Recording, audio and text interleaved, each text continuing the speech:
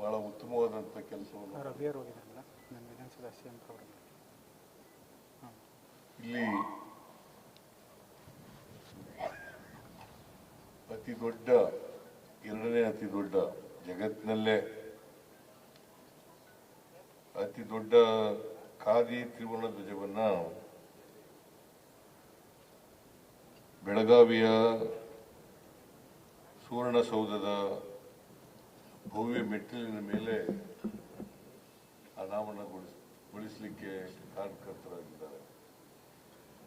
ನಾನು ಅವರಿಗೆ ಸರ್ಕಾರದ ವತಿಯಿಂದ ಧನ್ಯವಾದಗಳನ್ನು ಹೇಳಲಿಕ್ಕೆ ಬಯಸುತ್ತೇನೆ.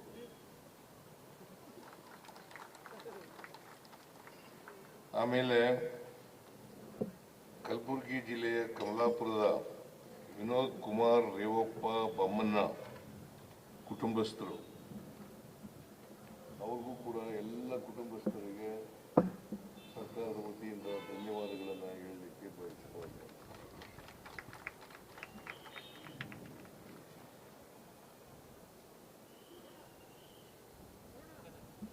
ಇದು ಸ್ವಾತಂತ್ರ್ಯ ಹೋರಾಟದಲ್ಲಿ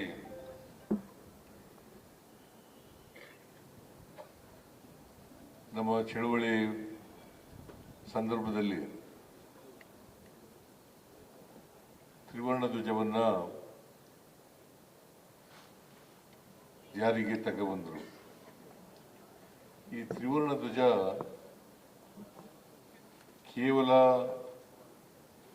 ಖಾದಿ ವಸ್ತ್ರ ಅಲ್ಲ, ಇದು ನಮ್ಮೆಲ್ಲರ ದೇಶದ ಹೆಮ್ಮೆ ಮತ್ತು ಸ್ವಾಭಿಮಾನದ ಸಂಕೇತ ಅಂತಕ್ಕಂಥ ಮಾತುಗಳನ್ನು ಹೇಳಲಿಕ್ಕೆ ಬಯಸ್ತಾ ಇದ್ದೇನೆ.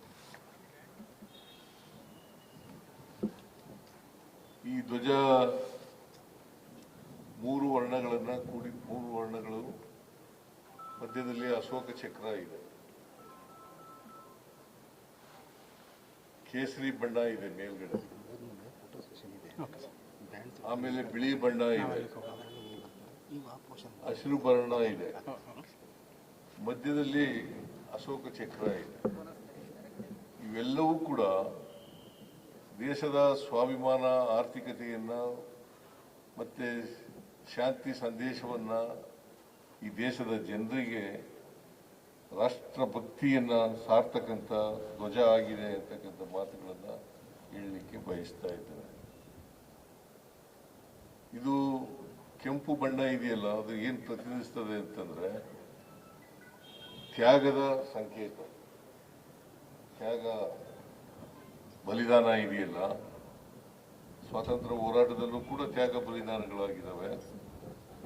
ಆ ನಂತರವೂ ಕೂಡ ದೇಶಕ್ಕೋಸ್ಕರ ತ್ಯಾಗವನ್ನು ಮಾಡಬೇಕಾಗಿರ್ತಕ್ಕಂಥದ್ದು, ಬಲಿದಾನವನ್ನು ಮಾಡಬೇಕಾಗಿರ್ತಕ್ಕಂಥದ್ದು ನಮ್ಮೆಲ್ಲರ ಕರ್ತವ್ಯ ಅಂತಕ್ಕಂಥ ಮಾತುಗಳನ್ನು ಹೇಳಲಿಕ್ಕೆ ಬಯಸ್ತೇನೆ. ಅದರಿಂದ ನಿರಂತರವಾಗಿ ಇದು ಬಲಿದಾನವನ್ನು ಪ್ರತಿನಿಧಿಸ್ತದೆ. ಆಮೇಲೆ ಬಿಳಿ ಬಣ್ಣ ಇದೆಯಲ್ಲ, ಶಾಂತಿ ಮತ್ತು ಸತ್ಯ, ಶಾಂತಿ ಮತ್ತು ಸತ್ಯವನ್ನ ಪ್ರತಿನಿಧಿಸ್ತಕ್ಕಂಥದ್ದು.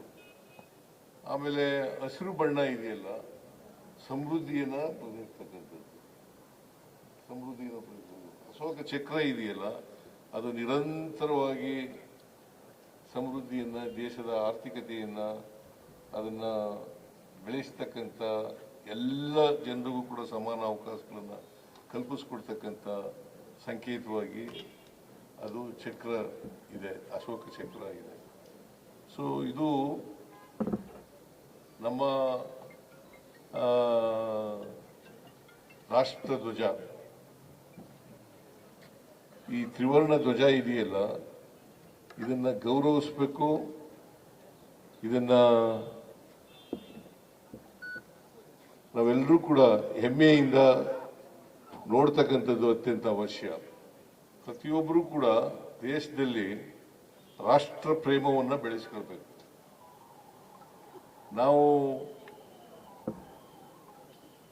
ಈ ಸಂದರ್ಭದಲ್ಲಿ ರಾಷ್ಟ್ರಕ್ಕಾಗಿ ತ್ಯಾಗ ಬಲಿದಾನಗಳನ್ನು ಮಾಡದಂತ, ಹೋರಾಟ ಮಾಡದಂತ ಸ್ವಾತಂತ್ರ್ಯ ಯೋಧರನ್ನ ಸ್ಮರಿಸ್ಕೊಳ್ತಕ್ಕಂಥದ್ದು ಅತ್ಯಂತ ಅವಶ್ಯ ಅಂತ ಹೇಳಿ ನಾನು ಭಾವಿಸ್ಕೊಂಡಿದ್ದೆ.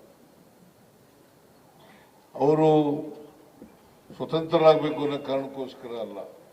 ಮಹಾತ್ಮ ಗಾಂಧೀಜಿಯವರ ನೇತೃತ್ವದಲ್ಲಿ ಸ್ವಾತಂತ್ರ್ಯ ಹೋರಾಟ ನಡೆಯಿತು. ಕಳೆದ ವರ್ಷ 100 ವರ್ಷ ಬೆಳಗಾಂನಲ್ಲಿ ಅಧಿವೇಶನ ನಡೆದಿತ್ತಲ್ಲ, ಕಾಂಗ್ರೆಸ್ನ ಅಧಿವೇಶನ. ಅದರ ಅಧ್ಯಕ್ಷತೆಯನ್ನು ವಹಿಸಿ 100 ವರ್ಷ ಆಯಿತು. ಆ ಸಂದರ್ಭದಲ್ಲಿ ನಾವು ಮಹಾತ್ಮ ಗಾಂಧೀಜಿಯವರ ಪ್ರತಿಮೆ ಇಲ್ಲೇ ಸುವರ್ಣ ವಿಧಾನಸೌಧದ ಪಕ್ಕದಲ್ಲಿ ಪ್ರತಿಮೆಯನ್ನು ಮಾಡಿದ್ದೇವೆ, ಅದರ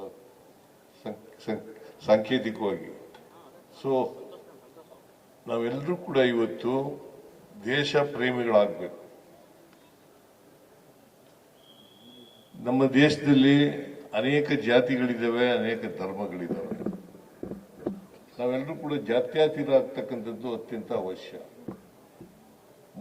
ಮನುಷ್ಯನನ್ನು ಪ್ರೀತಿಸಬೇಕ ಹೊರತು ಯಾವುದೇ ಕಾರಣಕ್ಕೆ ದ್ವೇಷಿಸಬಾರದು. ಇದನ್ನ ಪ್ರತಿಯೊಬ್ಬರು ಕೂಡ ಅರ್ಥ ಮಾಡ್ಕೋಬೇಕು ಅಂತೇಳಿ ನಾನು ಭಾವಿಸ್ಕೊಂಡಿದ್ದೇನೆ. ಆಗ ಮಾತ್ರ ನಾವು ಮನುಷ್ಯ ಸಮಾಜವನ್ನು ನಿರ್ಮಾಣ ಮಾಡಲಿಕ್ಕೆ ಸಾಧ್ಯ ಆಗ್ತದೆ, ಸಮ ಸಮಾಜವನ್ನು ನಿರ್ಮಾಣ ಮಾಡಲಿಕ್ಕೆ ಸಾಧ್ಯ ಆಗ್ತದೆ. ಇಲ್ಲದೆ ಜಾತ್ಯತೀತ ರಾಷ್ಟ್ರವನ್ನು ನಿರ್ಮಾಣ ಮಾಡತಕ್ಕಂಥದ್ದು ಕಷ್ಟ ಆಗ್ತದೆ ಅಂತಕ್ಕಂಥ ಮಾತುಗಳನ್ನ ಹೇಳಲಿಕ್ಕೆ ಬಯಸ್ತೇನೆ. ಈಗ ಸ್ವಾತಂತ್ರ್ಯ ಬಂದು 79 ವರ್ಷ ಆಯ್ತು. ಈ 79 ವರ್ಷದಲ್ಲಿ ನಾವು ಒಮ್ಮೆ ನಮ್ಮ ಆತ್ಮಾವಲೋಕನ ಮಾಡ್ಕೊಳ್ತಕ್ಕಂಥದ್ದು ಅತ್ಯಂತ ಅವಶ್ಯ. ನಾವು ಎಷ್ಟರ ಮಟ್ಟಿಗೆ ನಾವು ಭ್ರಾತೃತ್ವವನ್ನ ಈ ದೇಶದಲ್ಲಿ ಸಾಧಿಸಿದ್ದೇವೆ. ಈ ದೇಶ ಮನುಷ್ಯ ಸಮಾಜವನ್ನ ಸ್ಥಾಪನೆ ಮಾಡ್ತಕ್ಕಂಥ ಪ್ರಯತ್ನವನ್ನು ಮಾಡಿದ್ದೇವೆ. ಎಷ್ಟರ ಮಟ್ಟಿಗೆ ನಾವು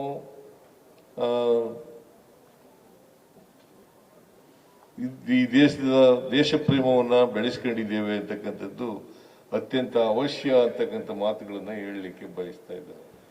ನಾವು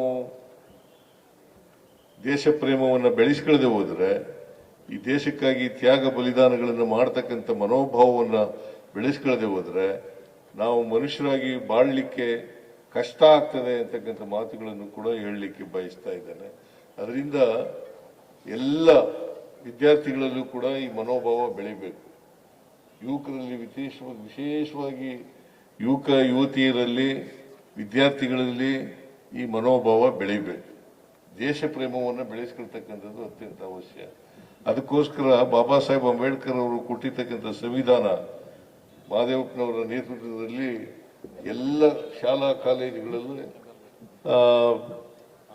ಸಂವಿಧಾನದ ಪೀಠಿಕೆಯನ್ನ ಓದಿಸ್ತಕ್ಕಂಥ ಕೆಲಸವನ್ನು ಮಾಡ್ತಾ ಇದ್ದೀವಿ. ಯಾಕಂತಂದ್ರೆ ನಮ್ಮ ರಾಷ್ಟ್ರಧ್ವಜ ಗೊತ್ತಾಗಬೇಕು, ಪ್ರತಿಯೊಬ್ಬರಿಗೂ ಕೂಡ ಸಂವಿಧಾನ ಗೊತ್ತಾಗಬೇಕು, ರಾಷ್ಟ್ರಧ್ವಜದ ಮಹತ್ವ ಗೊತ್ತಾಗಬೇಕು.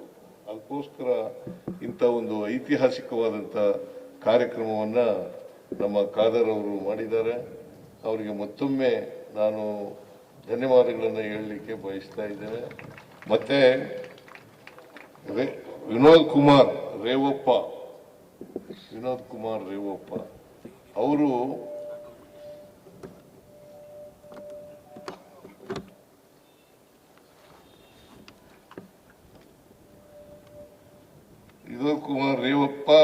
ಬೊಮ್ಮಣ್ಣ ಈ ಕೆಲಸ ಮಾಡಿದಾರಲ್ಲ, ಇಂಥ ಒಂದು ರಾಷ್ಟ್ರ ಧ್ವಜವನ್ನ ಕೊಟ್ಟಿದಾರಲ್ಲ, ಅವರಿಗೆ ಮತ್ತೊಮ್ಮೆ ಸರ್ಕಾರದ ವತಿಯಿಂದ ಧನ್ಯವಾದಗಳನ್ನು ಅರ್ಪಿಸಲಿಕ್ಕೆ ಬಯಸ್ತಾ ಇದ್ದೇನೆ. ಅದರಿಂದ ಇಂದು ಒಂದು ಐತಿಹಾಸಿಕ ಧ್ವಜವನ್ನ ತಯಾರು ಮಾಡಿದ್ದಾರೆ. ಅವರಿಗೆ ಮತ್ತು ಅವರ ಕುಟುಂಬ ವರ್ಗದ ಎಲ್ಲ ಸದಸ್ಯರಿಗೆ ನಾನು ಧನ್ಯವಾದಗಳನ್ನು ಅರ್ಪಿಸಿ